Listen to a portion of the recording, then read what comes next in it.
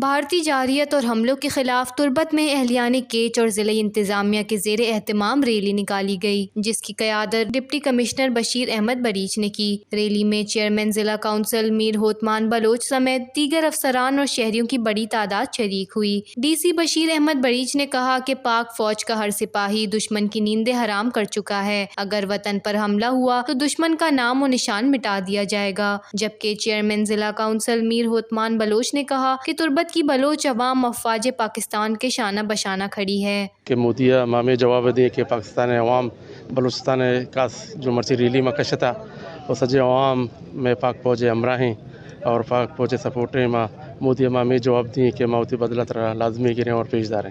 Deputy commissioner Kech Bashir Ahmed Barech نے واضح کیا کہ پاکستان کے دفاع کے لیے ہر سطح پر پاک فوج کی مکمل حمایت جاری رہے گی۔ ان کا کہنا تھا کہ بھارت کو یہ غلط فہمی نہیں ہونی چاہیے کہ پاکستان کمزور ہے۔ یہ ملک کلمے کی بنیاد پر قائم ہوا اور اس کے خلاف کسی بھی جارحیت کا منہ توڑ جواب دیا جائے گا۔ وش نیوز، کیچ، بلوچستان۔